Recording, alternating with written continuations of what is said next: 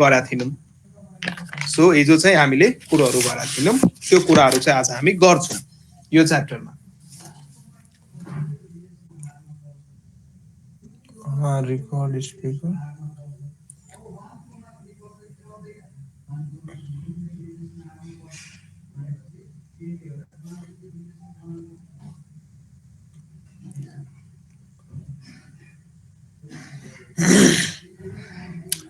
ल ठीक छ।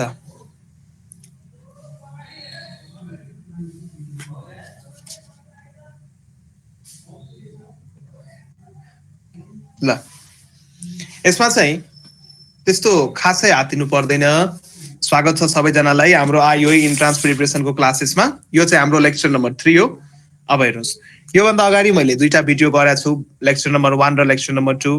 त्यसमा चाहिँ म केमिकल इक्विलिब्रियम अथवा types of equilibrium, homogeneous equilibrium, heterogeneous equilibrium अनि केमिकल इक्विलिब्रियममा rate of forward reaction, rate of backward reaction, त्यो इक्विलिब्रियम कन्स्ट्यान्टहरूको कुरो गरेको छु। भिडियो फरवर्ड गरिदिन्छु म ग्रुपमा अथवा नोट्स प्रोभाइड गर्छु, त्यहाँबाट हेर्न सक्नुहुन्छ।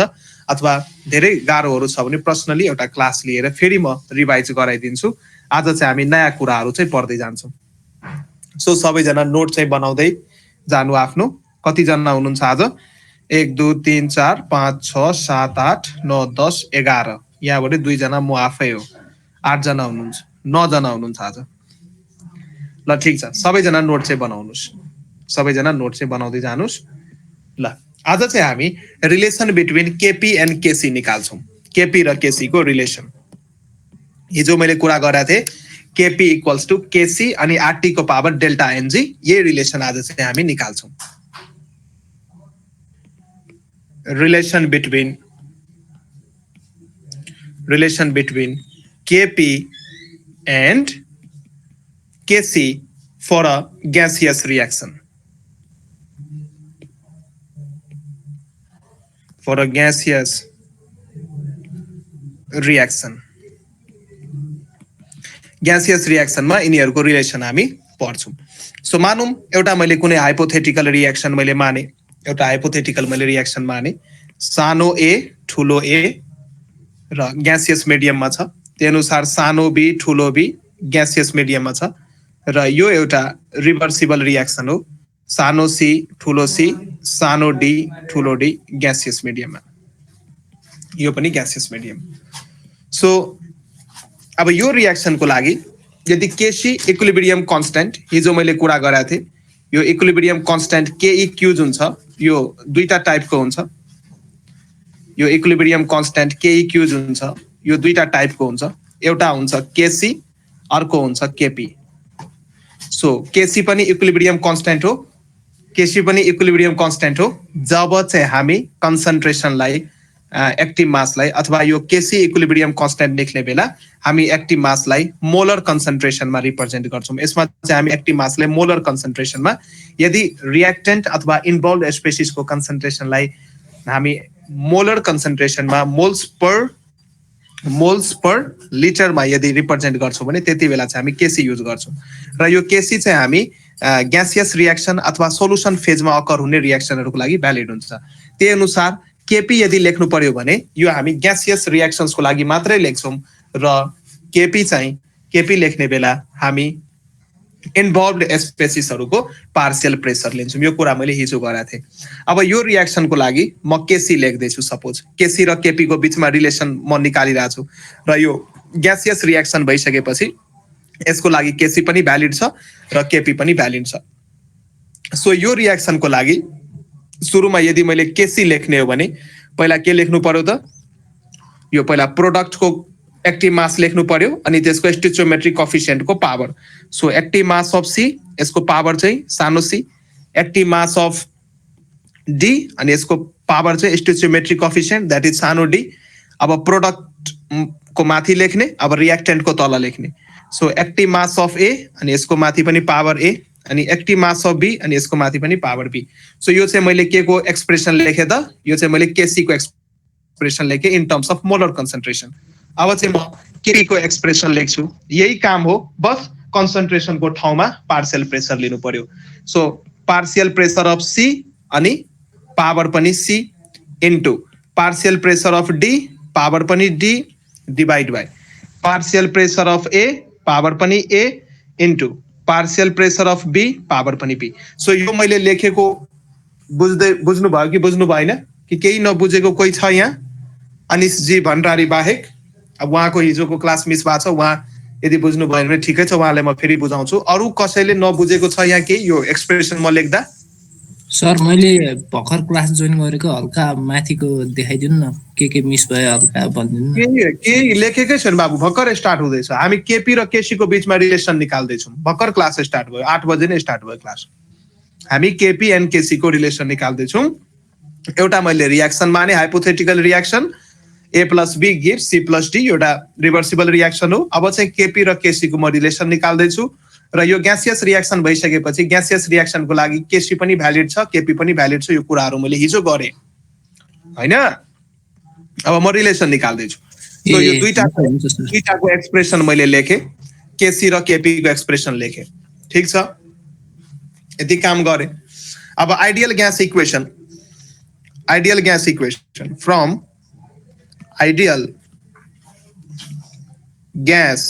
इक्वेसन। सो आइडियल ग्यास इक्वेसनबाट हामी के लेख्न सक्छौँ? पीभी इक्वल्स टु एनआरटी यो लेख्न सक्छौँ। सो पी इक्वल्स टु यो एन भनेको नम्बर अफ मोल हो र भी भनेको volume of solution in litre हो। यो कुराहरू थाहा छ। So an by V R T लेख्न सक्छौँ।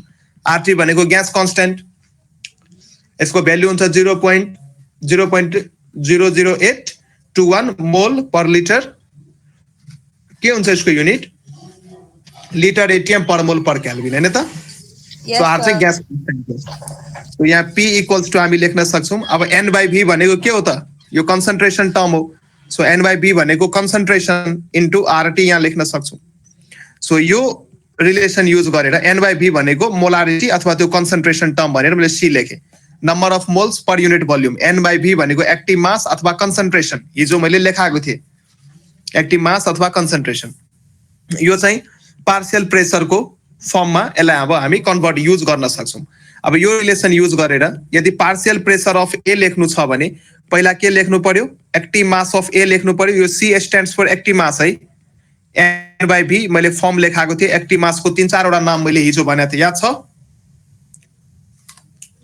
एक्टिभ मासको 3-4 वटा नाम भनेको थिएँ। एउटा नाममा एन बाई भी पनि थियो, याद छ? यस सर, थियो सर, थियो। सो यो पीए भनेको active mass of A into R T. यही अनुसार पीबी भनेको active mass of B into R T. यही फर्मुला हामी युज गर्न सक्छौँ हैन? अब यही रिलेसन युज गरेर यो जुन हाम्रो माथि जुन यो केपी छ, अब केपी को रिलेसन हामी लेखौँ त, केपी को रिलेसन लेखौँ। त्यही अनुसार हामी यो पीबी को लागि नै गर्यौँ, त्यही अनुसार पीए को लागि पनि गर्यौँ, पीसी को लागि नै गर्न सक्छौँ। सेम कुरा हो। सो केपी को एक्सप्रेसनमा अब के चेन्जेस आयो त? केपी इक्वल्स टु पहिला चाहिँ के थियो त? पीसी को पावर सी थियो, पीडी को पावर डी थियो। यहाँबाट यो लेख्नु भयो होला कपीमा। अपन पीए को पावर ए थियो र पीबी को पावर बी थियो।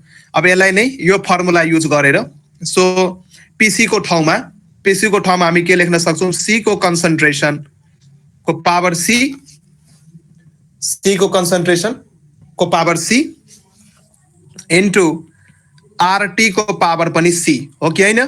किनकि यहाँ हेर्नुहोस् ठ्याक्कै पीसी को माथि पावर सी छ र पीसी भनेको के भयो? पीसी भनेको सी को कन्सन्ट्रेसन इन्टु आरटी। सो यसको पावर भइसकेपछि पीसी को पावर सी भइसकेपछि दुईटैको पावर जाने भयो होइन? सी को पावर पनि सी जाने भयो र आरटी को पावर पनि सी जाने भयो होइन त सीताजी?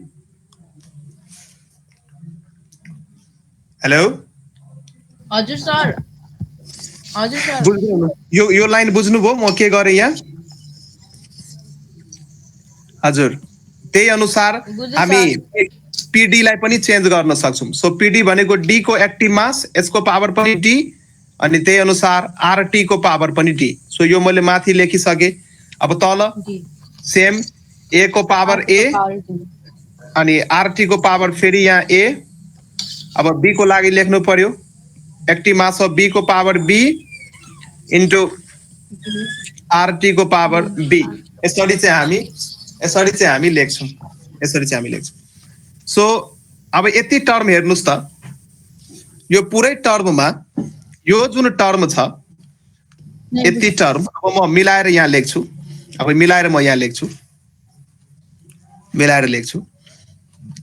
सो यहाँ मैले सी को कन्सन्ट्रेसन पावर सी डी को कन्सन्ट्रेसन पावर डी अपन ए को कन्सन्ट्रेसन पावर ए र बी को कन्सन्ट्रेसन पावर ए इन्टु र माथि छ आर टी माथि हुने भो सी प्लस डी तल हुने भो R T A plus B यो बुझ्नुभयो सबैजनाले मैले के गरेँ केही गरिन सिमिलर टर्मलाई एक ठाउँमा मिलाएर एरेन्ज गरे सो यति पार्ट जुन छ यति पार्टको ठाउँमा म के लेख्न सक्छु भन्नु त माथिबाट कतै केही छ इन्फर्मेसन त्यस्तो खालको केसी यस यति पार्टमा हामी केसी लेख्न सक्छौँ ओके केसी अहिले केपी ओली आउला फेरि ल ठिक छ यहाँ चाहिँ हामी केसी लेख्छौँ र यहाँ चाहिँ के भयो त आरसी अनि माथि चाहिँ के भयो त सी प्लस डी र ए प्लस बी लाई माथि लगेर घटाएको यो लेखेको बुझ्नुभयो हो सर हो यस सर तो केपी भनेको केसी आरटी को power C plus D minus A plus B हो आइसक्यो हाम्रो relation therefore K P equals to K C times R T को पावर यही हो हाम्रो डेल्टा एनजी हिजो युनिट निकाल्ने बेला जुन मैले माथि डेल्टा एनजी लेखेका थिएँ इक्विलिब्रियम कन्स्टेन्ट केसी र केपी को युनिट डिफरेन्ट रिएक्सन्समा त्यसको लागि मैले के लेखेको थिएँ मोल पर लिटर को पावर डेल्टा एनजी केसी को युनिट थियो र केपी को युनिट के थियो एटीएम को पावर डेल्टा एनजी त्यही डेल्टा एनजी चाहिँ यो हो हिजो चाहिँ मैले के भनेको थिएँ नेक्स्ट क्लासमा म डिराइभ गर्छु सो त्यो डेरिभेसन यही हो अनि यही चाहिँ केपी र केसी को रिलेसन हो सो यो जुन यो डेल्टा एनजी छ डेल्टा एनजी हामी कसरी निकाल्छौँ यो सी प्लस डी भनेको के हो त वास्तवमा प्रोडक्ट को ग्यासियस मोलिक्युल्स को नम्बर हो यहाँ हेर्नुस् न प्रोडक्टमा C plus D forward reaction यदि अगाडि हामीले गयौँ भने यो सी प्लस डी चाहिँ हाम्रो के हुन्छ त प्रोडक्ट हुन्छ सो दुईटा प्रोडक्ट छ एउटा सी र अर्को डी सो क्यापिटल सी को अगाडि जुन स्मल सी छ त्यो स्टोइचियोमेट्रिक कोएफिसिएन्ट हो र क्यापिटल डी को अगाडि जुन स्मल डी छ त्यो पनि स्टोइचियोमेट्रिक कोएफिसिएन्ट हो सो सी प्लस डी भनेको के भयो त प्रोडक्ट को स्टोइचियोमेट्रिक कोएफिसिएन्ट र ए प्लस बी भनेको के भइदियो त रिएक्टेन्ट को स्टोइचियोमेट्रिक कोएफिसिएन्ट को सम सो डेल्टा एनजी हामी कसरी निकाल्छौँ सो यो जुन हाम्रो डेल्टा एनजी छ यही डेल्टा एनजी को ठाउँमा हामीले के लेख्या हो त C plus D minus A plus B लेख्या हो र सी प्लस डी के हो ग्यासियस प्रोडक्ट को जति पनि ग्यासियस प्रोडक्ट छ त्यसको स्टोइचियोमेट्रिक कोएफिसिएन्ट को सम र ए प्लस बी भनेको के हो ग्यासियस रिएक्टेन्ट को स्टोइचियोमेट्रिक कोएफिसिएन्ट को सम अब नबुझ्ने चाहिँ कोही पनि छैन होला हैन त so delta NG is the summation of स्टोइचियोमेट्रिक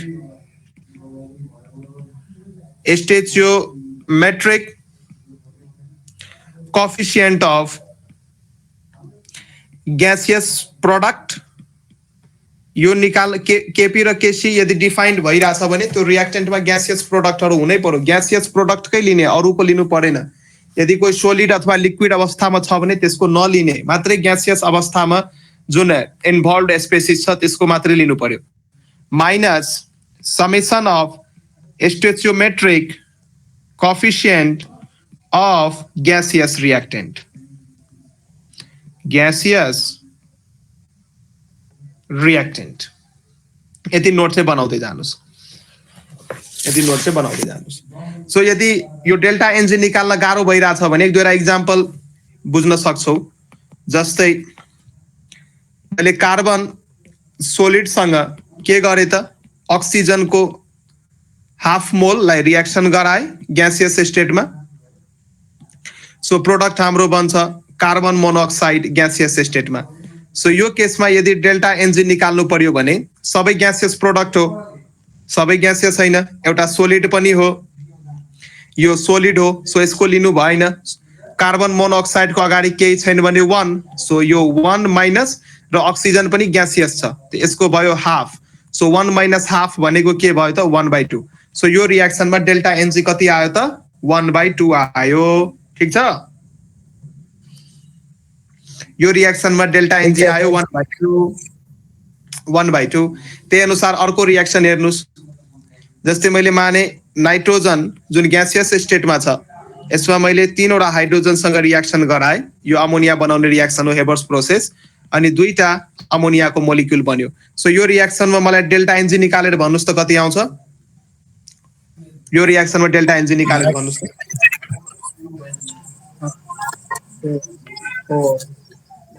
-2 -2 -2 आउँछ सर यस सो प्रोडक्ट तिर छ 2 minus 1 plus 3 सो यो भयो 2 minus 4 equals to -2 यसरी चाहिँ हामी निकाल्न सक्छौं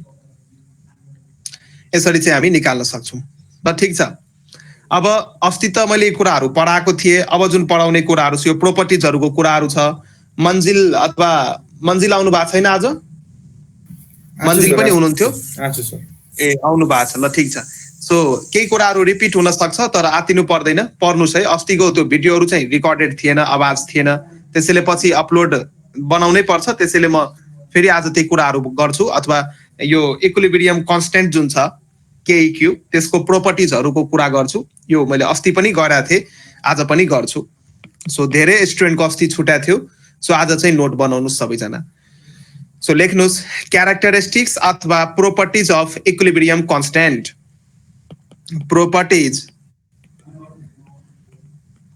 properties of equilibrium constant एकछिन होल्ड गर्नुस् है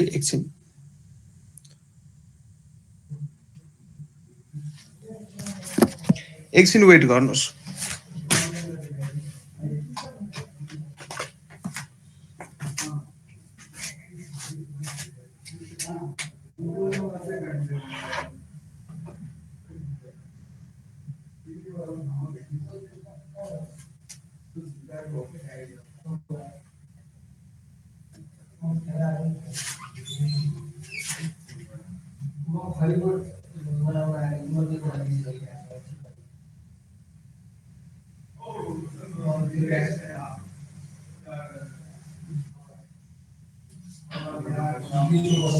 सर हजुरले लेखिदिने कि हामीले आफै गर्नुपर्ने हो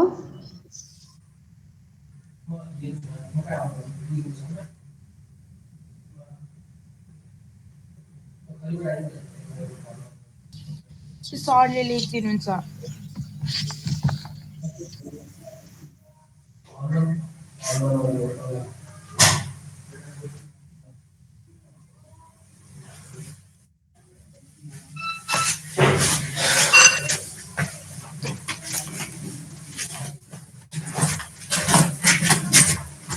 तो गएको अनि जुगासँग पालेछ सिंह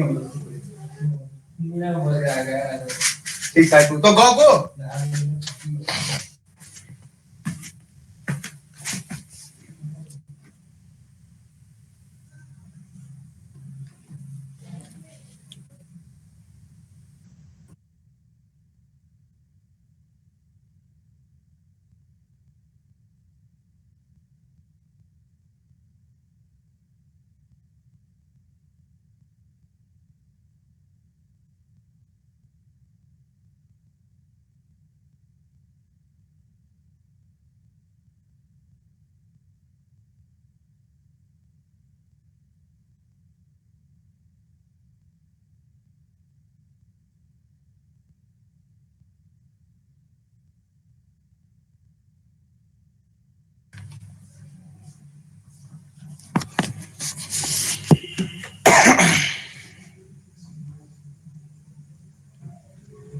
ल ठीक छ अब हामी प्रोपर्टिज अफ इक्विलिब्रियम कन्स्टेन्ट हेर्छौं यो प्रोपर्टी एकदमै इम्पोर्टेन्ट छ जब म न्यूमेरिकल प्र्याक्टिस गराउँछु यहाँबाट त्यति बेला यो प्रोपर्टीहरुको युज गर्नुपर्छ सो एकदमै बुझेर यो प्रोपर्टी याद गर्नुस् कुनै प्रोपर्टीलाई घोक्नु पर्दैन बुझ्न कोशिश गर्नुस् घोक्नु पर्दैन फर्स्ट प्रोपर्टीज हेरौं हामी first properties equilibrium constant hello सुन्दै हुनुहुन्छ मेरो आवाज गइराछ आइरहेछ सर सर आइरहेछ ल फर्स्ट प्रोपर्टी के हो भने मानौँ एउटा रियाक्सन मैले लिए यसमा ए ले बी दिइरहेछ अरे सिम्पल खालको रियाक्सन लिए यस्तै रियाक्सन अस्ति पनि ल्याएको थिएँ ए ले बी दिइरहेछ सिम्पल खालको रियाक्सन हो अथवा यसलाई कम्प्लेक्स पनि गर्न सकिन्छ रिजल्टमा केही पनि फरक आउँदैन अथवा यसलाई कम्प्लेक्सै गरिहालौँ सानो ए ले यो दियो रे ठिक छ यो रियाक्सन दिएको छ सो यो रियाक्सनको इक्विलिब्रियम कन्स्टेन्ट निकाल्नुहोस् केसी कसरी निकाल्न सक्नुहुन्छ पहिला प्रोडक्टको एक्टिभ मास अनि यसको अगाडि जुन कोफिसिएन्ट छ त्यो पावरमा जान्छ त्यसपछि रियाक्टेन्टको एक्टिभ मास अनि यसको अगाडि जुन कोफिसिएन्ट छ सानो ए त्यो पावरमा जान्छ ल अफ मास एक्सन मैले लाएको केही पनि गराएन यस्तो भयो अब यही रियाक्सन म पल्टाइदिन्छु अब रिभर्सिबल रियाक्सन हो ए ले यदि बी दिइरहेछ भने बी ले पनि ए दिन्छ सो यही रियाक्सनलाई मैले पल्टाइदिएँ रिभर्स गरिदिएँ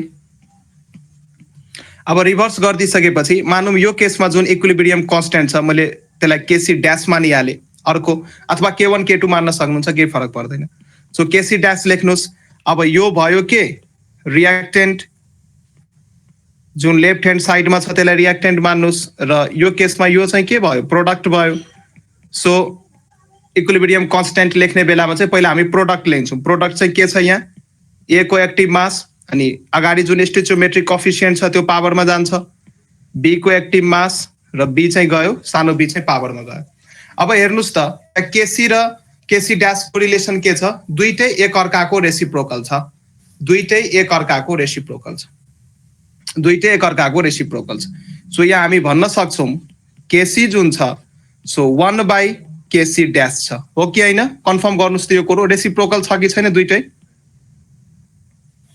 रेसिप्रोकल छ सो यो पोइन्टबाट हामी के बुझ्न सक्छौँ यदि हामीले रियाक्सनलाई रिभर्स गर्ने हो भने यदि हामीले रियाक्सनलाई रिभर्स गर्ने हो भने त्यसको इक्विलिब्रियम कन्स्टेन्ट पनि रेसिप्रोकल भएर जान्छ यदि रियाक्सनलाई हामीले रिभर्स गर्ने हो भने त्यसको इक्विलिब्रियम कन्स्टेन्ट पनि रेसिप्रोकल भएर आउँछ सो यो कुरा हामी बुझ्न सक्छौँ अथवा मानौँ तपाईँलाई यो एउटा रियाक्सन दियो कुनै पनि हाइपोथेटिकल रियाक्सन पी ले क्यू दिइरहेछ अरे कुनै एउटा हाइपोथेटिकल रियाक्सन हो यसको इक्विलिब्रियम कन्स्टेन्ट 2 छ भने यो रियाक्सनको इक्विलिब्रियम कन्स्टेन्ट भन्नुहोस् त के हुन्छ के ड्यास के हुन्छ 1/2 हो 1/2 हुन्छ ठ्याक्कै यसको रेसिप्रोकल भइदिन्छ सो यो कुराहरू बुझ्नु पर्यो सो यो चाहिँ युज पनि हुन्छ न्युमेरिकल जब म गराउँछु पहिला थ्योरिटिकल कुराहरू मलाई पढाउन दिन अनि न्युमेरिकल जब म गराउँछु यो सबै प्रोपर्टीहरू युज हुन्छ सो रियाक्सनलाई रिभर्स गर्ने हो भने इक्विलिब्रियम कन्स्टेन्टको भ्याल्यु पनि के भइदिन्छ त रेसिप्रोकलमा आउँछ 1/2 को फर्ममा जान्छ कि जस्ट त्यसको रेसिप्रोकल भइदिन्छ अथवा दुईटैलाई मल्टिप्लाई गर्दा भ्याल्यु चाहिँ 1 आउँछ रेसिप्रोकलको केसमा चाहिँ के बुझ्नु पर्यो सो केसी र केसी ड्यास यस्तो केसमा के आउँछ मल्टिप्लाई गर्दा 1 आउँछ ठिक छ यो चाहिँ एउटा प्रोपर्टी भयो यदि रियाक्सनलाई रिभर्स गर्ने हो भने इक्विलिब्रियम कन्स्टेन्ट को भ्याल्यु रेसिप्रोकलमा आउँछ सो अर्को प्रोपर्टी हेरौँ मानौँ एउटा मैले फेरि हाइपोथेटिकल रियाक्सन लिए एक्स ले वाई दिइरहेछ मैले यो लिए एक्स ले वाई दिइरहेछ यसको इक्विलिब्रियम कन्स्टेन्ट केसी म निकाल्छु अथवा केही कोफिसिएन्ट लिइहालौँ मानौँ एक्स को कोफिसिएन्ट मैले सानो ए लिए वाई को कोफिसिएन्ट मैले सानो बी लिए सो यसको केसी लेख्नुहोस् केसी म लेख्न सक्छु वाई को कन्सन्ट्रेसन अथवा वाई को एक्टिभ मास अनि यसको पावर सानो बी एक्स को एक्टिभ मास यसको पावर सानो ए यो मैले लेखेँ अब यो जुन इक्वेसन छ जुन यो रियाक्सन छ यो रियाक्सनमा मैले के गरेँ त दुवैतिर कुनै पनि एउटा कन्स्टेन्टले मल्टिप्लाई गरिदिएँ मानौँ यो इक्वेसनलाई मैले दुवैतिर 2 ले मल्टिप्लाई गरिदिएँ यो जुन माथिको केमिकल इक्वेसन छ सो मल्टिप्लाइङ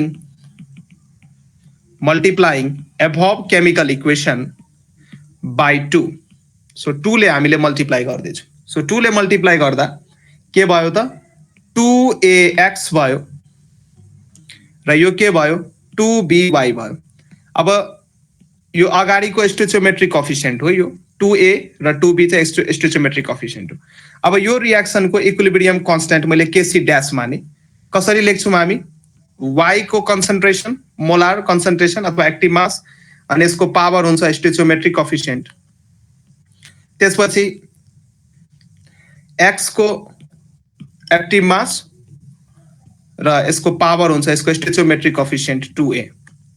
अब यसलाई मिलाएर जब हामी लेख्छौं यसलाई हामी कसरी यसरी पनि लेख्न सकिन्छ y को एक्टिभ मास पावर b x को एक्टिभ मास पावर a अनि होल को स्क्वायर यसरी लेख्न सकिन्छ। 10 क्लासको अल्जेब्रामा पढ्नु भयो होला, इन्डिसेस रुल पढ्नु भयो होला हैन? सो लेख्न सकिन्छ। सो यो जुन टर्म छ यो भनेको के हो वास्तवमा केसी हो कि हैन? सो यो केसी को स्क्वायर हुने भयो, यहाँ केसी को स्क्वायर हुने भयो। सो यो प्रोपर्टीले के भन्दैछ भने कुनै पनि रिएक्सनलाई यदि कुनै कन्स्टेन्टले मल्टिप्लाई गर्छौ भने जुन कन्स्टेन्टले मल्टिप्लाई गर्छ दुवैतिर त्यो चाहिँ त्यसको इक्विलिब्रियम अब मल्टिप्लाई गरिसकेपछि जुन नेक्स्ट इक्वेसन बन्छ त्यसको इक्विलिब्रियम कन्स्टेन्ट चाहिँ इनिशियलको स्क्वायर सँग बराबर हुन्छ, इनिशियलको स्क्वायर सँग बराबर हुन्छ।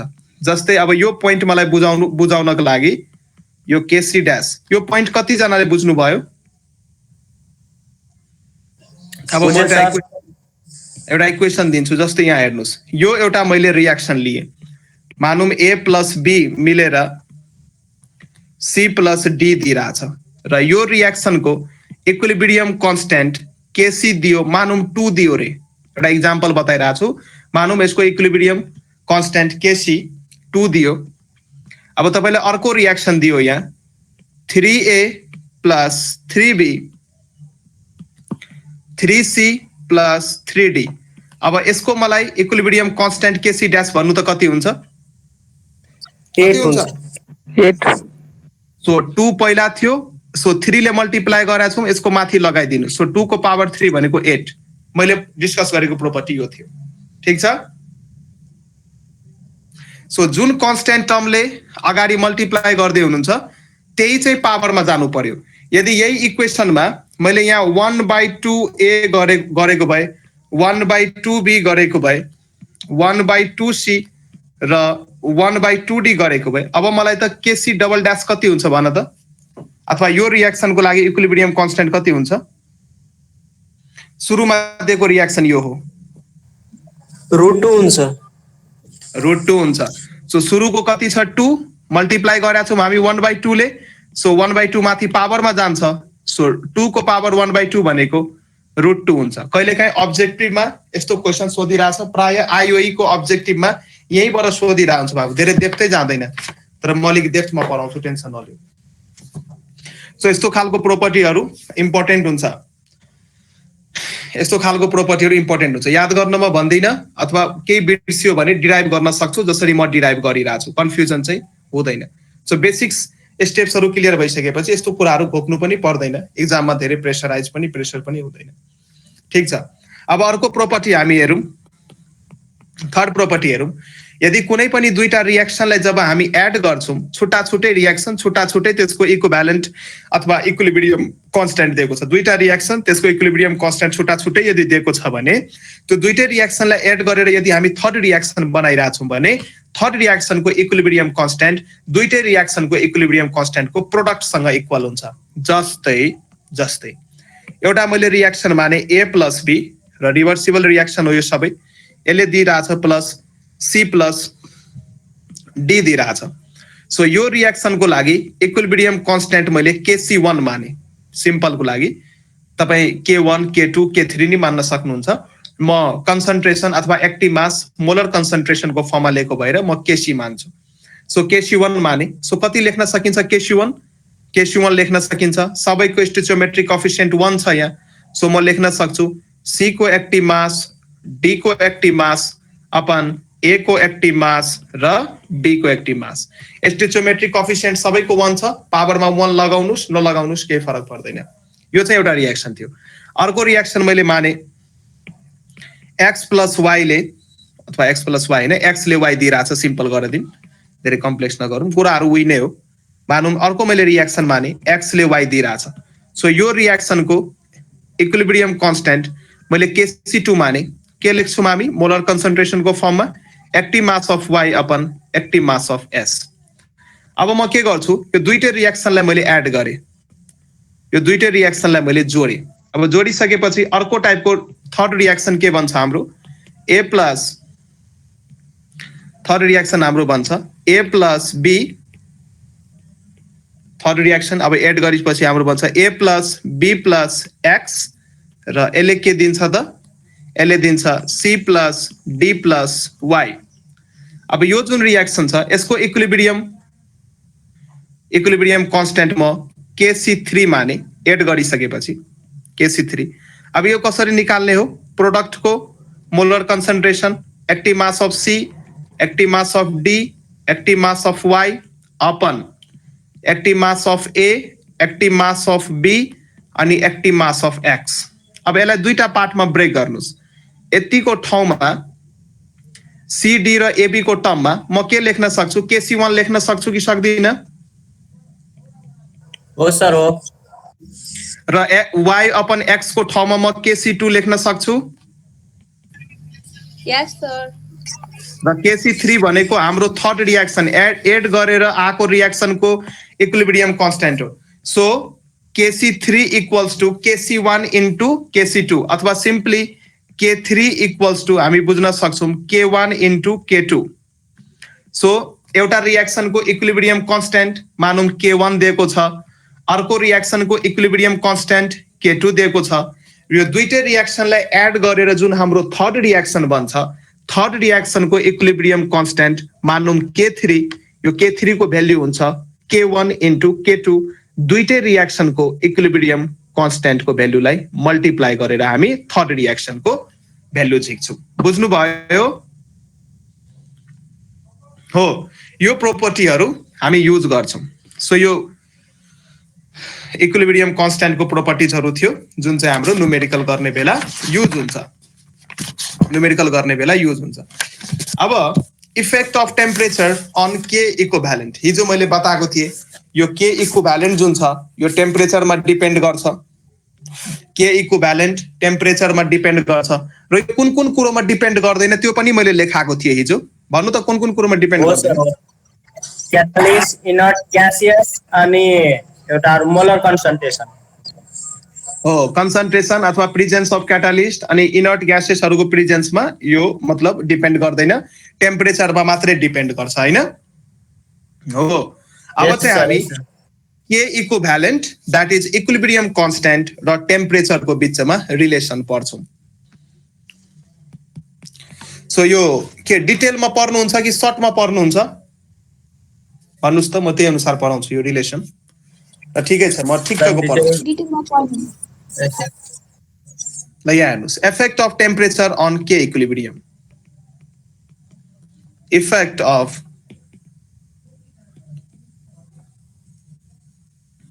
Temperature on K equilibrium K equilibrium भनेको हाम्रो इक्विलिब्रियम कांस्टेंट हो र यो भनेको KF by KB हुन्छ यो सबै कुराहरु हिजो मैले गरे।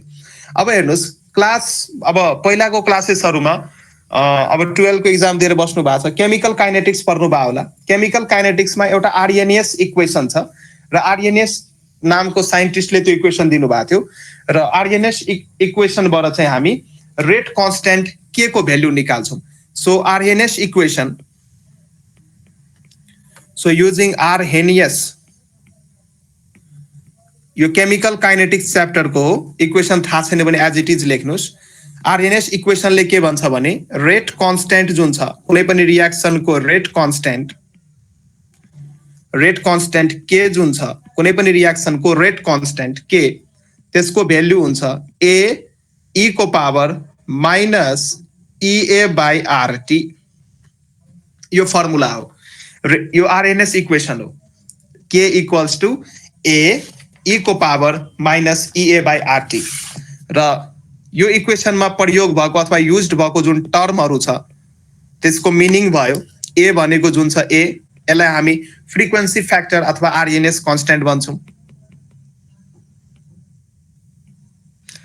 फ्रिक्वेन्सी फ्याक्टर अथवा यसको अर्को नाम आर्हेनियस कांस्टेंट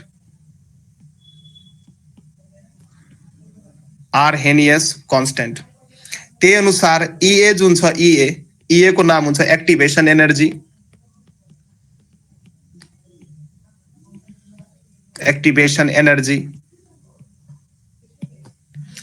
र यो दुईटै टर्म जुन छ ए र ई यो चाहिँ टेम्परेचरमा डिपेन्ड गर्दैन, that is independent of temperature.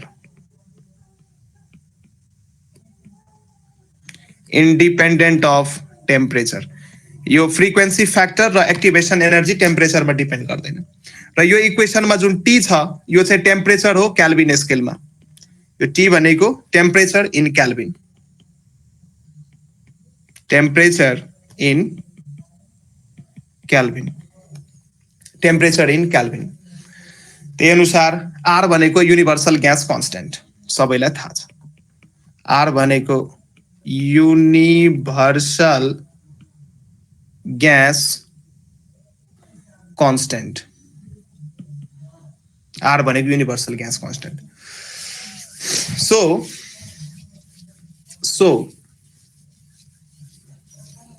यहाँ चाहिँ अब यो इक्वेशन्स डिराइभ गर्नु पर्यो भने, अब मानौँ एउटा हामीले रियाक्सन लिम, एक्जोथर्मिक रियाक्सन मानौँ, एउटा एक्जोथर्मिक रियाक्सन लिम।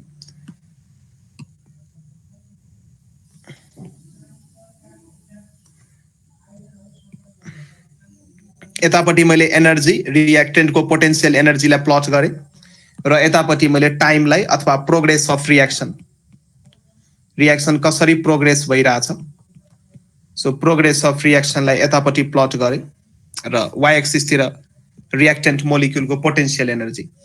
सो मानौँ यो मैले एक्जोथर्मिक रियाक्सन मान्दैछु। सो रिएक्टेन्ट र मानौँ यता कतै रिएक्टेन्ट छ त रिएक्टेन्टको एनर्जी प्रोडक्ट भन्दा बढी हुनु पर्यो। सो प्रोडक्ट यता कतै मुनि हुन्छ र हाम्रो यस्तो खालको ग्राफ बन्यो। केमिकल काइनेटिक्समा याद आयो यस्तो खालको ग्राफ कतै पढ्नु भएको छ? यस सर, पढेको छ सर, एक्टिभेसन एनर्जीमा। हो, केमिकल काइनेटिक्समा profile diagram. Yes yes yes, याद आइसक्यो।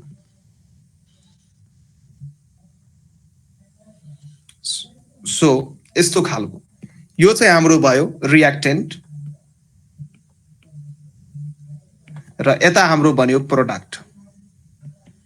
रिएक्टेन्टको एनर्जी यति छ र प्रोडक्टको एनर्जी ठ्याक्कै यो पोटेन्शियल एनर्जीमा कन्सन्ट्रेट गर्दा यति छ। यो इन्डोथर्मिकको लागि हैन सर? अब हेर्नु न, प्रोडक्टको एनर्जी कम छ भने यो हिट त निस्किन्छ नि, यति अमाउन्ट अफ हिट निस्किन्छ। यो एक्जोथर्मिक रिएक्सन भयो, हिट निस्कियो नि त। सो यता कतै माथि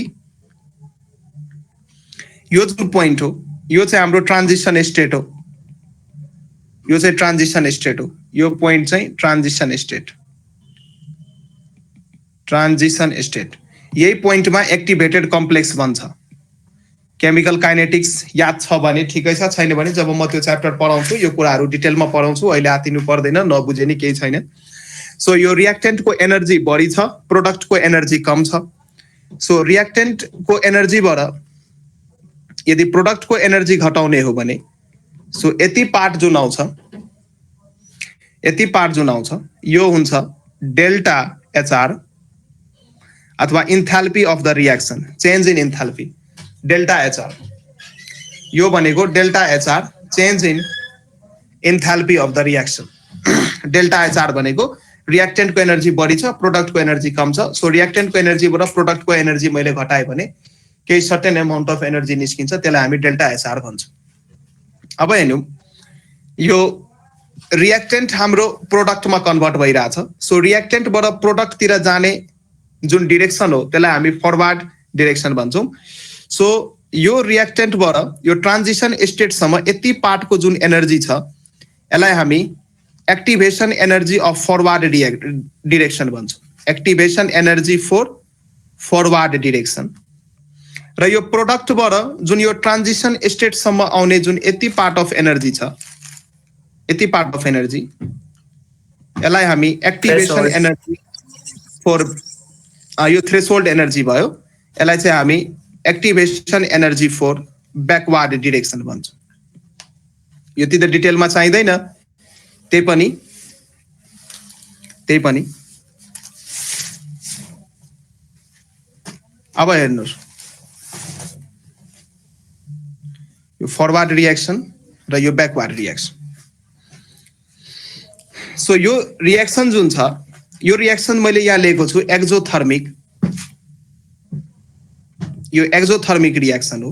यसको मतलब हिट यहाँ इभल्भ हुन्छ। किन हिट इभल्भ भयो? रिएक्टेन्टमा धेरै अमाउन्ट अफ हिट छ, प्रोडक्टमा थोरै अमाउन्ट अफ हिट छ। सो प्रोडक्ट बनिसकेपछि के हुन्छ त सर्टेन अमाउन्ट अफ हिट त्यहाँ रिलिज हुन्छ, त्यसैले यो एक्जोथर्मिक रिएक्सन हो। एक्जोथर्मिक रिएक्सन हो र एक्जोथर्मिक रिएक्सनको लागि पर्नु भा होला डेल्टा एच हुन्छ नेगेटिभ। पर्नु भा छ? हो सर हो। डेल्टा एच यो enthalpy change of the reaction हो। यो तल जुन मैले आर लेखिरहेको छु enthalpy change of the reaction. So delta H मलाई नेगेटिभ ल्याउनु छ। सो नेगेटिभ ल्याउनको लागि के गर्नु पर्यो? सानो भ्यालुबाट ठुलो भ्यालु घटाउनु पर्यो हैन? सो यो रिएक्सनको लागि डेल्टा एचआर यदि मलाई लेख्नु छ भने म के लेख्छु? Activation energy in forward direction minus activation energy in backward direction. हो सर हो कि हैन? ल अब हिजो मैले इक्विलिब्रियम कांस्टेंट को डेफिनेसन भनेको थिएँ। जुन इक्विलिब्रियम कांस्टेंट हाम्रो KEQ छ यो वास्तवमा KF अपन KB को रेशियो हो। KF भनेको rate constant in forward direction, KB भनेको rate constant in backward direction. So यो रेट कांस्टेंट को यो KF र KB रेट कांस्टेंट हो फरवर्ड र बैकवर्ड डिरेक्सन को लागि। र आरएनएस इक्वेसन युज गरेर हामी KF को ठाउँमा के लेख्छौं? AF यो चाहिँ फ्रिक्वेन्सी फ्याक्टर फरवर्ड डिरेक्सन को लागि। E को power activation energy in forward direction upon RT। यता पनि त्यही गर्नु पर्यो। AB लेख्नु पर्यो। AB भनेको frequency factor in backward direction. E को पावर माइनस EAB भनेको activation energy in backward direction divide by RT। यो लेखेको बुझ्नु भयो? यो आरएनएस इक्वेसन युज गरेर मैले लेखे। सो यो इक्विलिब्रियम कांस्टेंट KEQ लाई म लेख्न सक्छु। यो AF अब हेर्नुस् माथि पनि E को पावर समथिङ छ, तल पनि E को पावर समथिङ छ। सो E लाई माथि लाँदाखेरि बेस सेम हुँदाखेरि पावरलाई हामी के गर्न सक्छौं त? जोड्न सक्छौं, एड गर्न सक्छौं। सो यो टर्मलाई माथि लाँदाखेरि यो पोजिटिभ हुन्छ र यो हुन्छ नेगेटिभ। सो यहाँबाट कमन हामी के लिन सक्छौं? कमन यहाँ हामी 1/RT कमन लिँदाखेरि यसलाई माथि लगेर 1/RT कमन लिँदाखेरि यहाँ हेर्नुस् यसलाई माथि लग्दाखेरि हामी चाहिँ के लेख्छौं त? यसलाई लेख्छौं EAB by RT र अर्को माथि पहिलादेखि नै के छ त? E को power minus EAF by RT। यो टर्महरु छ। यहाँ AF by AB हुने भयो। सो अब बेस सेम छ, पावरलाई एड गर्न सकिन्छ। सो पावर एड गर्दा पावर एड र यो AF by AB लेख्यौं र यो E को पावर एड गरौँ त EAB by RT minus EA minus EAF by RT। ठीक छ? अब म यहाँ चाहिँ के गर्छु त? माइनस 1/RT कमन लिन्छु। सो AF by AB हुने भयो यहाँ। अब चाहिँ म के गर्छु त? E को पावरबाट कमन चाहिँ के लिन्छु? माइनस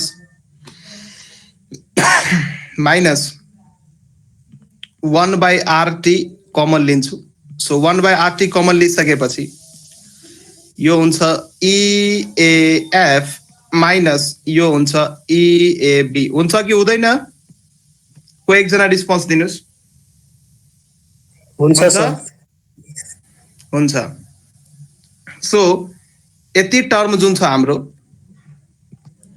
अब यो AF by AB frequency factor हो दुईटै फरवर्ड र बैकवर्ड डिरेक्सन को लागि। सो यति टर्म जुन छ अब E को पावर भयो, E को पावर भयो। यति टर्म जुन छ यसको ठाउँमा म डेल्टा HR लेख्न सक्छु कि सक्दिन? माथिबाट हेर्नुस् त। हो सर हो। Yes, हो sir. डेल्टा एचआर लेख्न सक्छु सो ई को एक्सप्रेसन के भयो ई को पावर भयो माइनस डेल्टा एचआर भनेको enthalpy change of the reaction delta HR upon RT भयो सो यो चाहिँ के इक्विभ्यालेन्ट को एक्सप्रेसन म झिक्दैछु के इक्विभ्यालेन्ट को एक्सप्रेसन म झिक्दैछु सो एउटा यो एक्सप्रेसन आयो अब यो दुईटै एक्सप्रेसनको दुवैतिर लग लिनु भयो भने यो एक्सप्रेसनको दुवैतिर लग लिनु भयो भने taking log natural log on both side L N भन्छौँ त्यसलाई हामी सो लग लिनु भयो भने सो एलएन के इक्विभ्यालेन्ट हुने भयो र यहाँ पनि एलएन लिनु भयो भने एलएन यहाँ पनि लग लिनुस् सो यो छ एएफ बाई एबी र यहाँ छ ई को power minus delta HR by RT so प्रोडक्टमा छ भने लगले के गर्छ त त्यसलाई प्रोडक्टमा छ भने समेसनमा ल्याउँछ हैन लगले प्रोडक्टमा छ भने समेसनमा ल्याउँछ हैन लगले प्रोडक्टमा छ भने समेसनमा ल्याउँछ हैन हो सो यो भनेको हाम्रो भयो LN AF by AB plus LN E को power minus delta HR by RT LN E कति हुन्छ भन्नुस् त 1 हुन्छ एलएन ई कति हुन्छ 1 हुन्छ एलएन भनेको लग टु द बेस ई र लग टु द बेस ई अनि आर्गुमेन्टमा पनि ई छ भने यसको भ्यालु 1 हुन्छ कि हुँदैन पढ्नु बाबुलाई म्याथ हो so LN E log to the base E अनि आर्गुमेन्टमा ई लेख्नुस् यो चाहिँ आर्गुमेन्ट हो यसरी लेख्नुस् अथवा सिम्पली एलएन ई लेख्नुस् यो दुईटैको भ्यालु हुन्छ 1 सो यहाँबाट हामी लेख्न सक्छौं एलएन एएफ बाई एबी र यो भयो 1 र प्लस माइनस मिलेर भयो minus delta HR by RT र यो जुन एक्सप्रेसन छ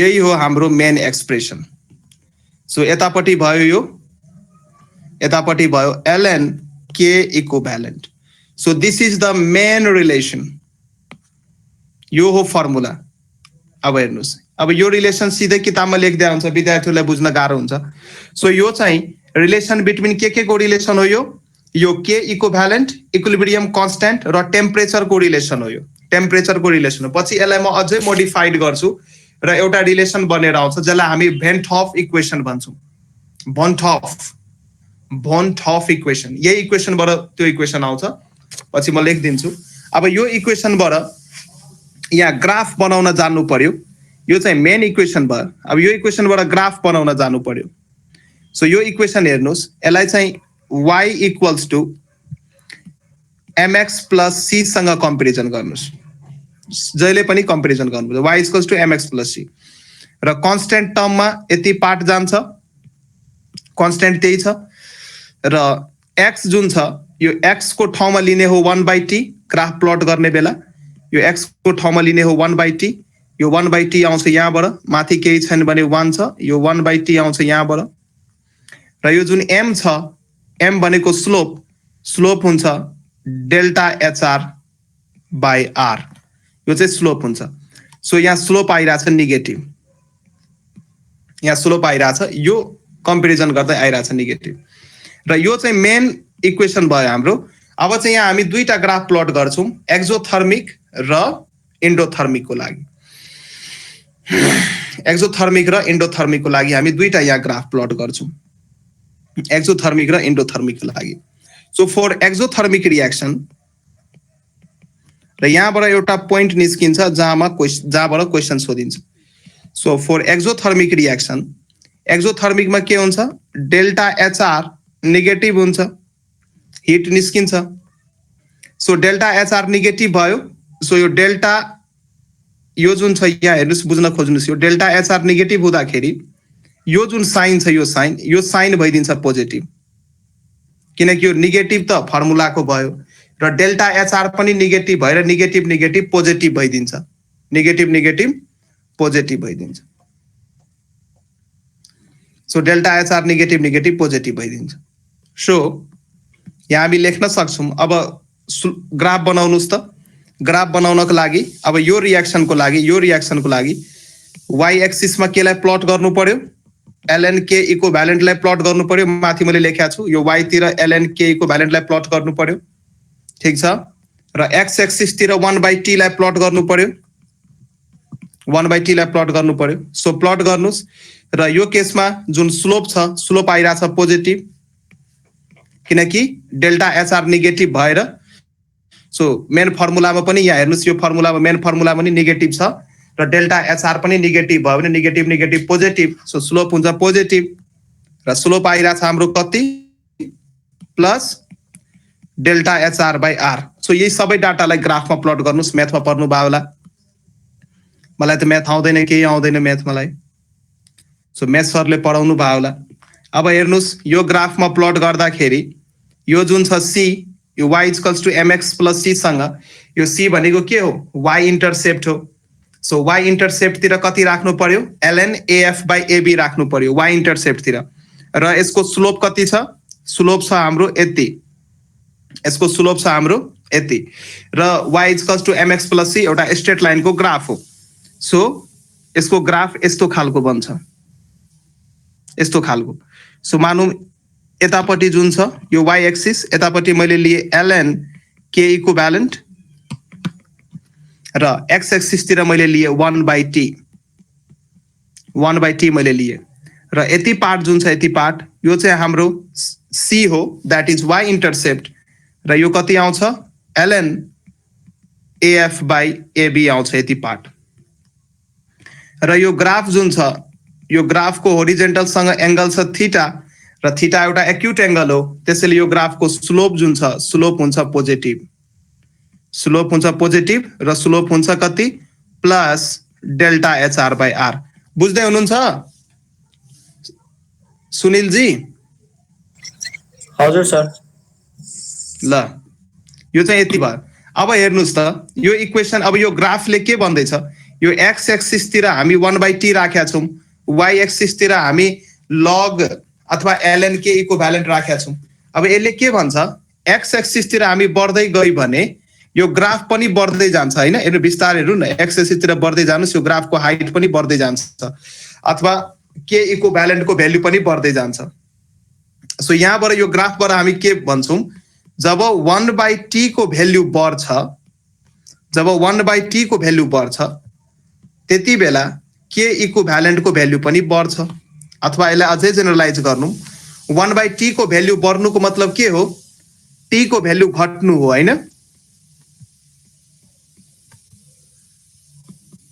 हो सर। Yes, sir.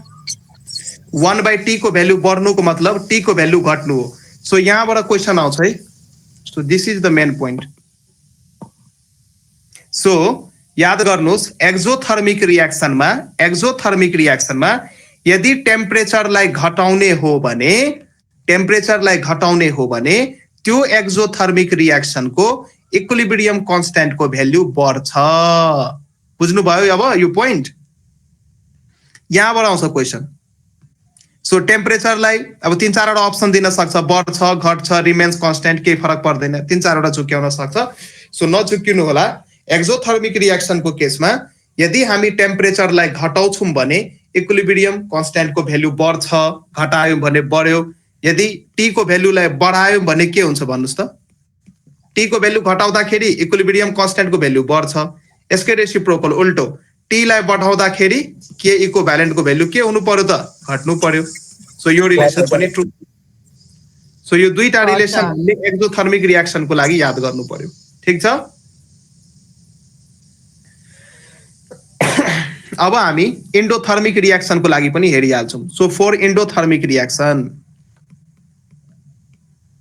फर एन्डोथर्मिक, अब यो रिएक्सनको लागि हामीले बाहिरबाट हिट दिनुपर्ने हुन्छ। सो रिएक्सन प्रोडक्टको एनर्जी रिएक्टेन्टको एनर्जी भन्दा बढी हुन्छ। सो यो रिएक्सनमा डेल्टा एचआर के हुन्छ त, पोजिटिभ कि नेगेटिभ?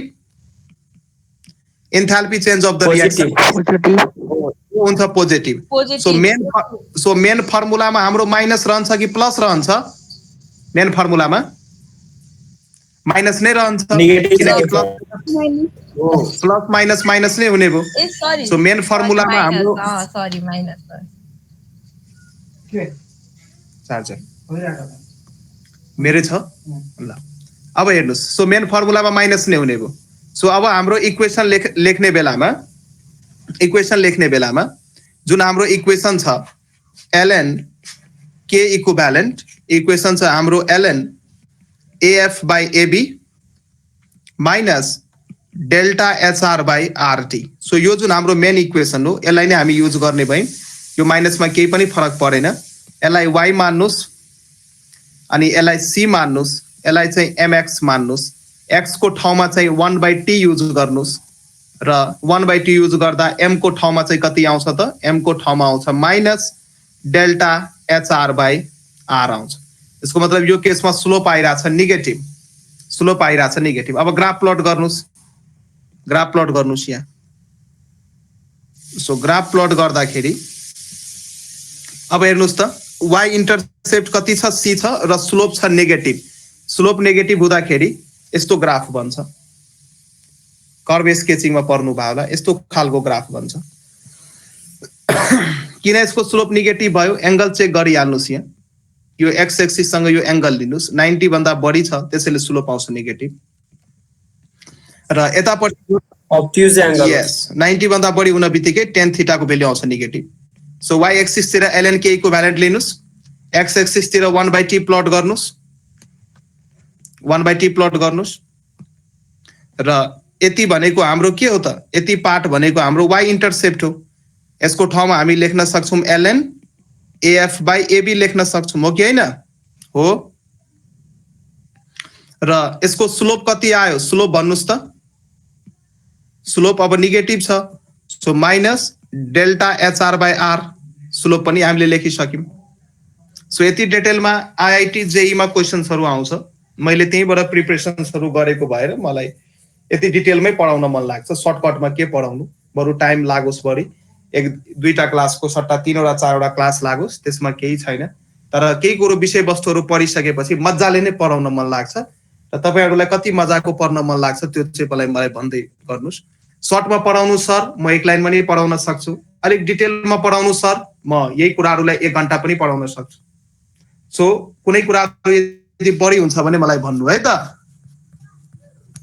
सो बेसिक्स पनि क्लियर किनकि यो भिडियो जुन म रेकर्ड गर्दैछु यो आईओई को लागि मात्रै हैन यो आईओएम को लागि पनि हो र आईओएम मा यति डिटेलमा चाहिँ पढ्नु पर्छ कुराहरु फेरि कसैलाई इन्डियन एम्बेसी को एक्जाम दिन मन लाग्यो पछि अनि के फेरि गएर प्रिपरेसन गर्ने एउटै कुरा 10 चोटी पढ्ने सो एक चोटी पढ्ने बेलामा मजाले पढ्नु पर्छ सो यो रिएक्सनलाई एनालाइसिस गर्नु त 1/t को भ्यालु जब हामी बढाउँछौं इक्विलिब्रियम कन्स्ट्यान्ट को भ्यालु के भइराछ यो ग्राफ अनुसार घटिराछ हेर्नुस् न x एक्सिस तिर यो अगाडि बढ्दाखेरि भ्यालु घटिराछ हैन सो 1/t को भ्यालु बढाउँदाखेरि के इक्विलिब्रियम को भ्यालु घटिराछ यसको मतलब के यसको मतलब भयो सिधा कुरा छ t को भ्यालु घटाउँदा 1/t को भ्यालु यदि बढिराछ भने t को भ्यालु पक्कै कम होला किनकि डिनोमिनेटरमा सानो भ्यालु राख्यो भने बल्ल 1 अपन त्यो डिनोमिनेटर बल्ल त्यो ठुलो हुँदै जान्छ यसको मतलब t को भ्यालु घट्दा के इक्विलिब्रियम को भ्यालु के हुन्छ घट्छ र t को भ्यालु बढ्दा अझै मैले जेनरलाइज गर्दिए इक्विलिब्रियम कन्स्ट्यान्ट को भ्यालु के हुन्छ त बढ्छ सो यो रिलेसन याद गर्नु र यो कुन खालको रिएक्सन को रिलेसन हो यो for endothermic reaction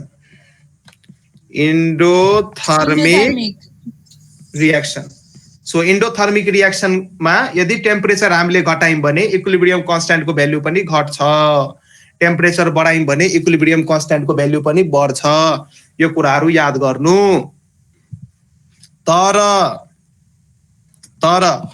rate constant को भ्यालु दुईटै केसमा बढ्छ यदि हामीले टेम्परेचर बढायौं भने सो केमिकल काइनेटिक्स में रेट कांस्टेंट पर्नु भयो होला अथवा यहाँ पनि हाम्रो रेट कांस्टेंट छ केएफ र केबी छ कि छैन केएफ भनेको फरवर्ड रिएक्सन को रेट कांस्टेंट हो केबी भनेको बैकवर्ड रिएक्सन को रेट कांस्टेंट हो यो रेट कांस्टेंट को भ्यालु टेम्परेचर बढायो भने दुईटै रिएक्सन में बढ्छ चाहे त्यो एक्जोथर्मिक्स हो कि एन्डोथर्मिक होस् तर इक्विलिब्रियम कांस्टेंट को भ्यालुमा फरक पर्छ ठीक छ बट भनेर यहाँ लेख्नुस् बट टेम्परेचर यदि बढायौं भने रेट कन्स्टेन्ट कुनै पनि रियाक्सनको रेट कन्स्टेन्टको भ्यालु बढ्छ टेम्परेचर यदि बढायो भने रेट कन्स्टेन्ट अफ रियाक्सनको भ्यालु पनि के हुन्छ त यसलाई हामी के भन्छौं अथवा केएफ केबी लेख्न सक्नुहुन्छ यो पनि बढ्छ दुईटै रियाक्सनको लागि for endothermic plus exothermic for एन्डोथर्मिक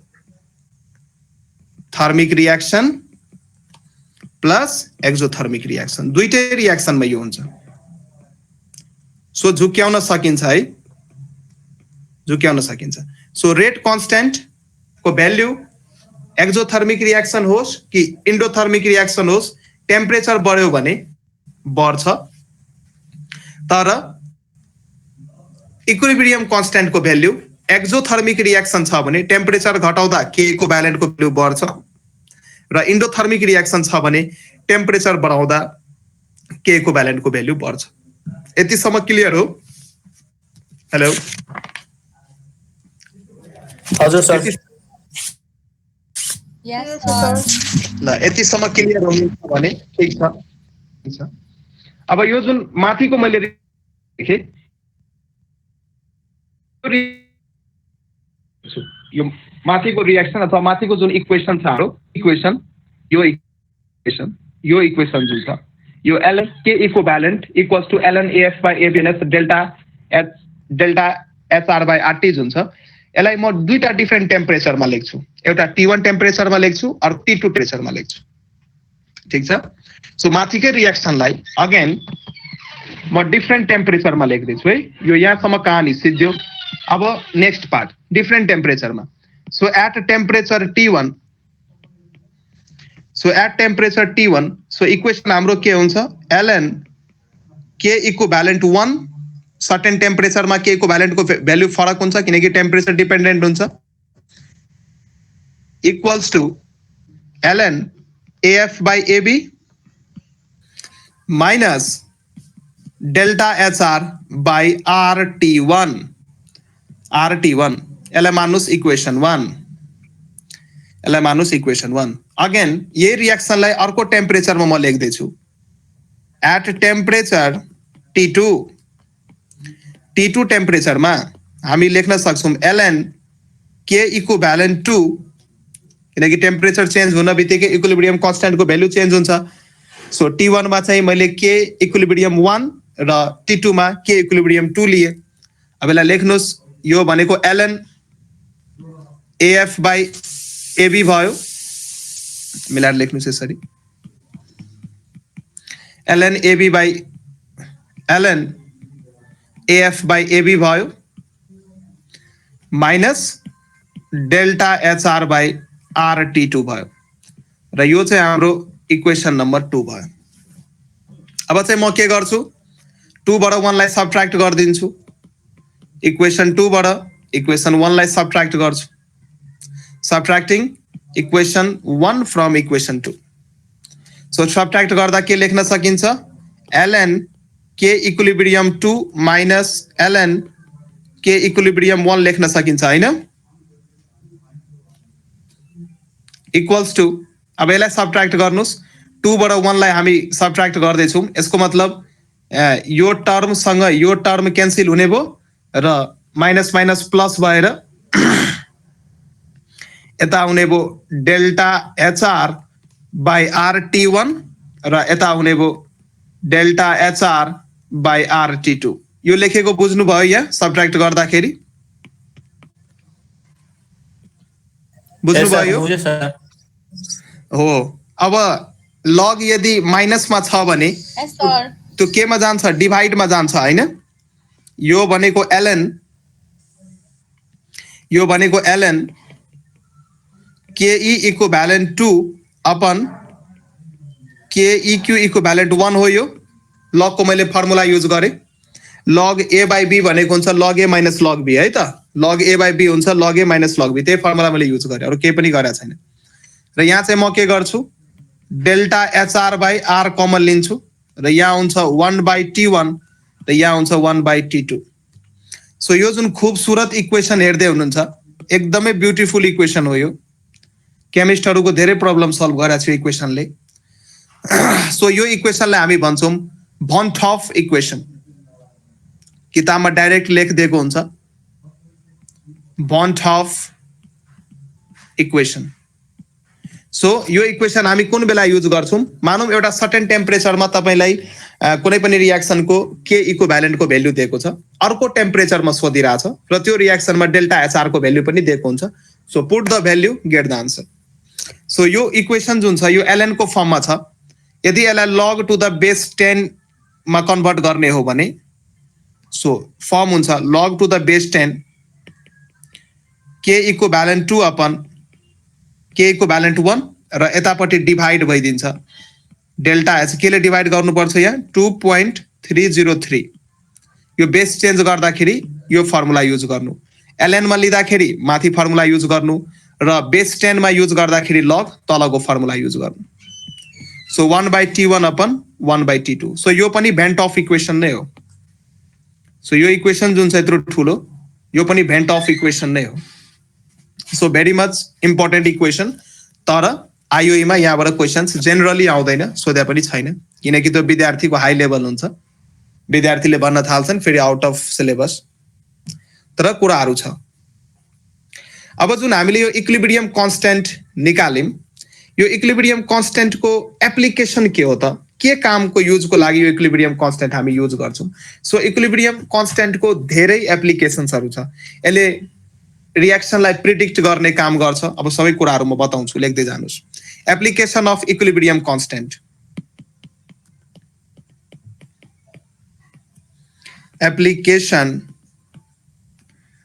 applications of equilibrium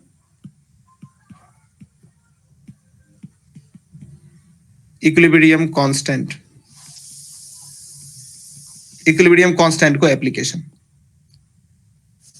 अब इसको एप्लिकेसन फर्स्ट एप्लिकेसन लेख्नुस् यसले के गर्छ त prediction of direction of reaction कुन डाइरेक्सनमा जान्छ त्यसको प्रिडिक्सन गर्छ रियाक्सन कुन डाइरेक्सनमा जान्छ त्यसको प्रिडिक्सन गर्ने काम गर्छ यो prediction of direction of reaction prediction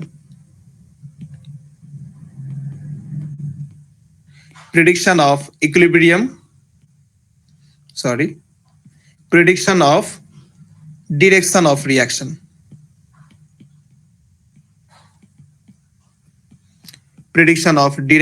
reaction so reaction को direction predict गर्नको लागि पनि यो युज हुन्छ अब यसको लागि चाहिँ हामीले एउटा अझै एउटा टर्म क्याल्कुलेट गर्नुपर्ने हुन्छ जसको नाम हो रियाक्सन कोशन्ट र रियाक्सन कोशन्ट र इक्विलिब्रियम कन्स्टेन्ट निकाल्ने तरिका उही नै हो सेम नै हो सुन है रियाक्सन कोशन्ट र इक्विलिब्रियम कन्स्टेन्ट निकाल्ने तरिका सेम नै तरिका छ तर इक्विलिब्रियम कन्स्टेन्ट चाहिँ हामी इक्विलिब्रियममा निकाल्छौं तर रियाक्सन कोशन्ट चाहिँ रियाक्सन हुने बेला जुनसुकै टाइममा पनि हामी निकाल्न सक्छौं सो रियाक्सन कोशन्ट जुनसुकै टाइममा हामी निकाल्न सक्छौं र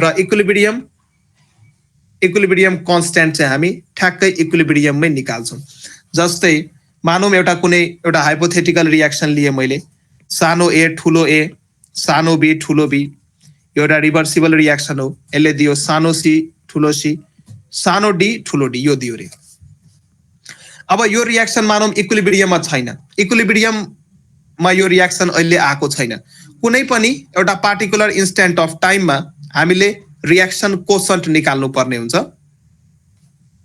सो रियाक्सन कोशन्ट इक्विलिब्रियममा निकालिदैन कुनै पनि पार्टिकुलर टाइममा निकालिन्छ र निकाल्ने तरिका सेम नै हो so reaction quotient निकालौं reaction quotient same निकालिन्छ तर निकाल्ने तरिका सेम छ तर इक्विलिब्रियममा निकालिदैन कुनै पनि इन्स्टेन्टमा निकाल्न सकिन्छ सो रियाक्सन कोशन्ट यसलाई मैले क्यूसी ले डिनोट गरे यसलाई चाहिँ हामी रियाक्सन कोशन्ट भन्छौं र यसको मद्दतले हामी डाइरेक्सन प्रिडिक्ट गर्छौं यो हाम्रो रियाक्सन कोशन्ट हो रियाक्सन कोशन्ट निकाल्ने तरिका सेम कुनै पनि इन्स्टेन्ट अफ टाइममा निकाल्न सक्छौं तर इक्विलिब्रियममा चाहिँ निकालिदैन निकाल्ने तरिका सेम तरिका के C को कन्सन्ट्रेसन माथि स्टोइचियोमेट्रिक कोएफिशिएन्ट D को concentration माथि stoichiometric coefficient अपन A को concentration माथि stoichiometric coefficient, B को माथि पनि stoichiometric coefficient, यसरी हामी निकाल्छौँ र पार्शियल प्रेसर को टर्ममा पनि निकाल्न सकिन्छ है। सो कन्सन्ट्रेसन यो जुन केसी थियो नि, केसी जस्तै निकालिन्छ कि केसी जस्तै क्यूसी हो, तर केसी चाहिँ इक्विलिब्रियममा निकालिन्थ्यो, इक्विलिब्रियम कन्स्ट्यान्ट हो यो केसी, जसमा चाहिँ हामी इन्भल्भड स्पेसिसहरूको कन्सन्ट्रेसन चाहिँ मोल पर लिटर अथवा एक्टिभ मास मोलर कन्सन्ट्रेसनमा लिन्छौँ। सो केसी जस्तै क्यूसी छ, तर क्यूसी भनेको रियाक्सन कोसन्ट हो, यो कुनै पनि पार्टिकुलर इन्स्टेन्ट अफ टाइममा निकाल्न सक्छौँ हामी। यसको लागि इक्विलिब्रियमकै आउनु पर्छ अथवा इक्विलिब्रियम नै कोरेर बस्नुपर्छ भन्ने छैन। बुझ्दै हुनुहुन्छ मेरो कुराहरू? हेलो हजुर सर। सुन्दैछ सर। यही अनुसार हामी यही अनुसार हामी क्यूपी पनि निकाल्न सक्छौँ, यही अनुसार हामी क्यूपी पनि निकाल्न सक्छौँ। सो क्यूपी को लागि फेरि पार्शियल प्रेसर चाहियो। So partial pressure of C को power C into partial pressure of D को power D divide by partial pressure of A को power A into partial pressure of B को power B. यो reaction quotient हो र reaction quotient निकालिसकेपछि अब हामी गर्छौँ, मानौँ अस्तिको फर्स्ट क्लासमा मैले भनेको थिएँ कुनै पनि रियाक्सन यदि त्यो रियाक्सन रिभर्सिबल रियाक्सन हो भने त्यो इक्विलिब्रियम स्टेटलाई एचिभ गर्न खोज्छ। यदि इक्विलिब्रियम स्टेट आयो भने रियाक्सनमा त्यो रियाक्सन स्टेबल हुन्छ। सो कुनै पनि रियाक्सनले सक्दो जति चाँडो इक्विलिब्रियम स्टेटसम्म पुगौँ त्यो रियाक्सनको चाहना हुन्छ, सकेसम्म चाँडै इक्विलिब्रियम स्टेटसम्म पुगौँ भन्ने चाहना हुन्छ। मानौँ यो मैले कुनै एउटा लाइन कोरे, मानौँ हाम्रो इक्विलिब्रियम कन्स्ट्यान्ट यहाँ छ अरे र यतापट्टि यदि हाम्रो इफ केसेसहरू लेख्नुस्, यदि रियाक्सन कोसन्टको भ्याल्यु इक्विलिब्रियम कन्स्ट्यान्टको भ्याल्यु भन्दा कम छ, अथवा मानौँ रियाक्सन कोसन्ट यता कतै छ अरे, रियाक्सन कोसन्ट यता छ। अब हेर्नुहोस् त यो नम्बर लाइनमा राइटतिर जानुहुन्छ भने भ्याल्यु बढ्दै जान्छ, लेफ्टतिर आउनुहुन्छ भने भ्याल्यु घट्दै जान्छ, हो कि होइन? नम्बर लाइन हो यो, हो कि होइन? सो यो केसमा रियाक्सन कोसन्ट कम छ। सो कुनै पनि रियाक्सनको चाहना के हुन्छ? इक्विलिब्रियममा पुग्न अथवा केइक्यू मा पुग्न। सो रियाक्सन कतातिर जान खोज्छ? केइक्यू लाई पुग्न खोज्छ कि खोज्दैन? हो, त्यसको मतलब फरवर्ड गएको हो, रियाक्सन अगाडि गएको हो, रियाक्टेन्टबाट हो। यस यस, यही कुरा थियो। सो यहाँ लेख्नुहोस्, इफ रियाक्सन कोसन्ट को भ्याल्यु इक्विलिब्रियम कन्स्ट्यान्ट भन्दा कम छ भने त्यति बेला रियाक्सन को चाहना के हुन्छ त? अगाडितिर जाने, फरवर्ड डिरेक्सनमा जाने चाहना हुन्छ इक्विलिब्रियम एटेन्ड गर्नको लागि, किनकि इक्विलिब्रियम त यो पोइन्टमा मात्रै एटेन्ड गर्न सकिन्छ। सो यो पोइन्टमा एटेन्ड गर्नको लागि रियाक्सनलाई फरवर्डतिर जानु पर्यो र यो कुन बेला सम्भव हुन्छ? जब रियाक्सन कोसन्टको भ्याल्यु इक्विलिब्रियम कन्स्ट्यान्टको भ्याल्यु भन्दा कम छ। सो यसरी पनि हामी डिरेक्सन प्रिडिक्ट गर्न सक्छौँ कि रियाक्सन राइटतिर जान्छ कि लेफ्टतिर जान्छ, अथवा फरवर्ड डिरेक्सनमा जान्छ कि ब्याकवर्ड डिरेक्सनमा जान्छ। सो एक लाइन लेख्नुहोस्, if reaction quotient is less than के equivalent then reaction tends to move in forward direction,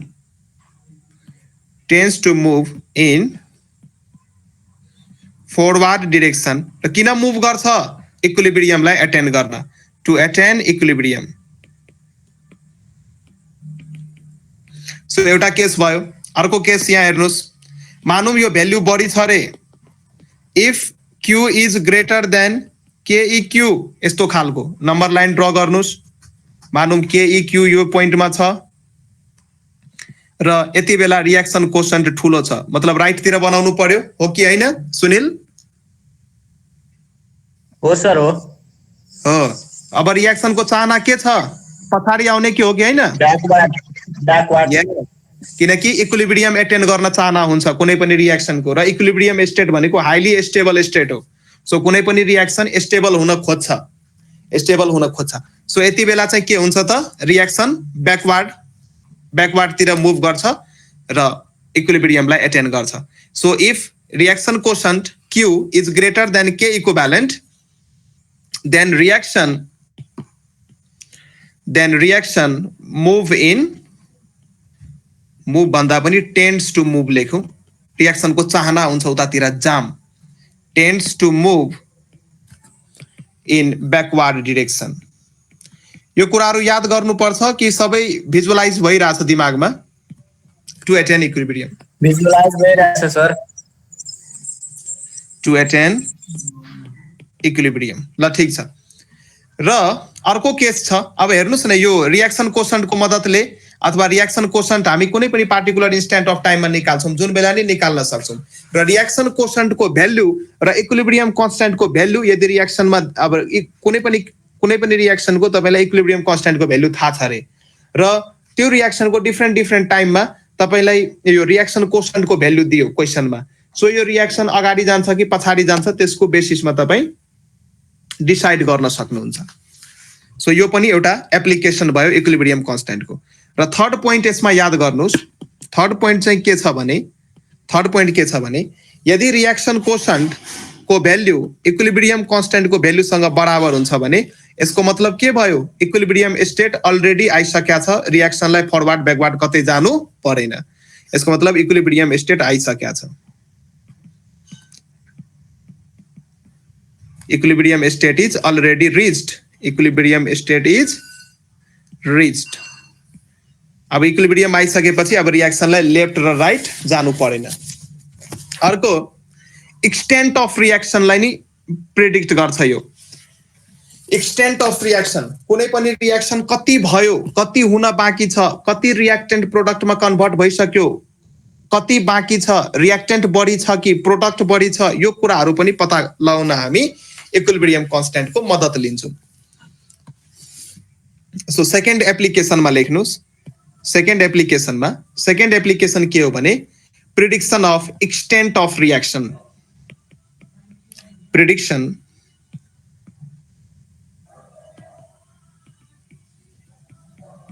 prediction of extent of reaction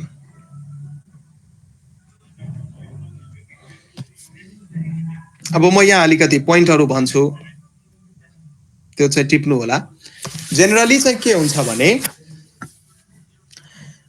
यदि के इक्विभ्यालेन्ट को भ्यालु यदि धेरै ठूलो छ सुन्नुस् है एकदमै ध्यानले के इक्विभ्यालेन्ट को भ्यालु यदि धेरै ठूलो छ 1 को कम्पेरिजनमा 1 भन्दा यदि भ्यालु धेरै ठूलो छ भने त्यति बेला चाहिँ हामी के बुझ्छौं भने लगभग सबै रियाक्टेन्ट्सहरु अलमोस्ट रियाक्टेन्ट को सबै अमाउन्ट अथवा रियाक्टेन्ट दुई तीन किसिमको प्रेजेन्ट छ अथवा एउटा त्यसमा लिमिटिङ रिएजेन्ट पनि हुन सक्छ जुन थोरै अमाउन्टमा प्रेजेन्ट छ सो यदि limiting reagent at least limiting reagent हुनु पर्यो अथवा लिमिटिङ रिएजेन्ट यदि दिमागमा राख्नु छैन भने यसरी बुझ्नुस् यदि इक्विलिब्रियम कन्स्ट्यान्ट को भ्यालु 1 को कम्पेरिजनमा एकदमै बढी छ लगभग 1000 छ 10000 छ त्यति बेला चाहिँ हामी के बुझ्नु पर्छ कि रियाक्टेन्ट को सबै अमाउन्ट कम्प्लिटली प्रोडक्टमा कन्भर्ट भइसकेको छ सो इक्विलिब्रियम कन्स्ट्यान्ट को भ्यालु यदि हाई छ भने धेरै हाई छ भने हामीले के बुझ्नु पर्यो रियाक्टेन्ट फरवर्ड डाइरेक्सनमा शिफ्ट भइसकेको छ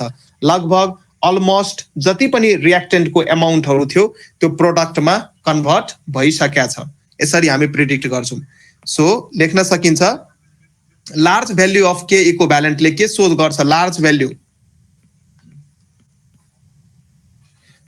भ्यालु अफ के इक्विभ्यालेन्ट लगभग कति 10 टु दी को पावर 3 अथवा 10 टु दी पावर 4 यो रेन्जमा यो त 1 भन्दा धेरै ठूलो छ 1 भन्दा ठूलो हुनु पर्यो लार्ज भ्यालु अफ के इक्विभ्यालेन्टले के डिनोट गर्छ त यसले डिनोट गर्छ कि almost entire amount of reactants प्रोडक्टमा कन्भर्ट भयो यसले के सो गर्छ अलमोस्ट हराहरी सबै अलिकति बाँकी हुन सक्छ तर प्राय सबै जान्छ यदि लिमिटिङ रिएजेन्ट छ भने त्यो त कम्प्लिटली नै सिद्धिन्छ almost entire amount of reactant almost entire amount of reactants entire amounts of reactant is completely converted into the product entire amount of reactants is completely converted into the products यो हामी बुझ्न सक्छौं। र यदि equilibrium constant को value कम छ, कम मतलब 10 को पावर -3 अथवा 0.001 अथवा 0.0001 धेरै कम छ 1 को कम्पेरिजनमा, त्यति बेला चाहिँ हामी के बुझ्छौं, थोरै अमाउन्ट अफ रियाक्टेन्ट प्रोडक्टमा कन्भर्ट भएको छ। यदि इक्विलिब्रियम कन्स्टेन्ट को भ्यालु धेरै छ, हामीले के बुझ्नु पर्यो, सबै रियाक्टेन्ट प्रोडक्टमा कन्भर्ट भइसक्यो, पुरो खतम। यदि भ्यालु कम छ, हामीले के बुझ्नु पर्यो, थोरै रियाक्टेन्ट प्रोडक्टमा कन्भर्ट भएको छ। सीताजी बुझ्दै हुनुहुन्छ मेरो कुरा?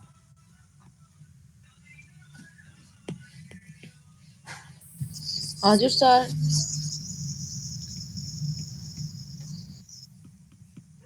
लो भ्याल्यु अफ इक्विलिब्रियम कन्स्टेन्ट कति लो, 10 टु द पावर -3 को फर्ममा 10 टु द पावर -4 अथवा 0.0001 0.001 0.00001 धेरै कम छ, 1 को कम्पेरिजनमा धेरै कम छ। यस्तो छ भने यसले के इन्डिकेट गर्छ, लो भ्याल्यु अफ इक्विलिब्रियम कन्स्टेन्ट यो रेन्जमा यसले के इन्डिकेट गर्छ कि थोरै अमाउन्ट अफ रियाक्टेन्ट प्रोडक्टमा कन्भर्ट भएको छ। Indicate that only little amount, यसले के इन्डिकेट गर्छ, indicate that only little amount of reactants are converted into products,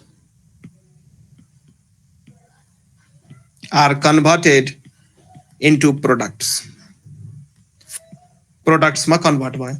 र यसको अर्को एप्लिकेसन छ, यसको अर्को पनि एप्लिकेसन छ हामीसँग, त्यो एप्लिकेशन्समा न्यूमेरिकलहरु पनि म गराउँछु। ठीक छ, त्यो थर्ड एप्लिकेशन्स म नेक्स्ट क्लासमा लिन्छु। मेरो यहाँ डिभाइसको ब्याट्री ब्याकअप पनि सिद्ध लागेको छ, सो गर्दा गर्दै स्विच अफ भयो भने केही भन्न नि सकिदैन। सो अरु चाहिँ हामी नेक्स्ट क्लासमा लिन्छौँ है गाइज। सो यो नोट म ग्रुपमा पठाउँछु र त्यहाँबाट यो क्वेशन्सहरु चाहिँ पढ्दै गर्नु होला। भोलिको क्लासमा हामी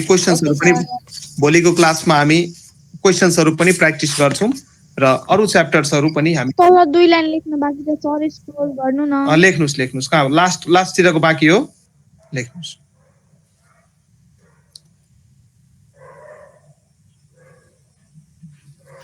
सर यो केमिकल इक्विलिब्रियम अझै बाँकी छ कि सक्यो होला?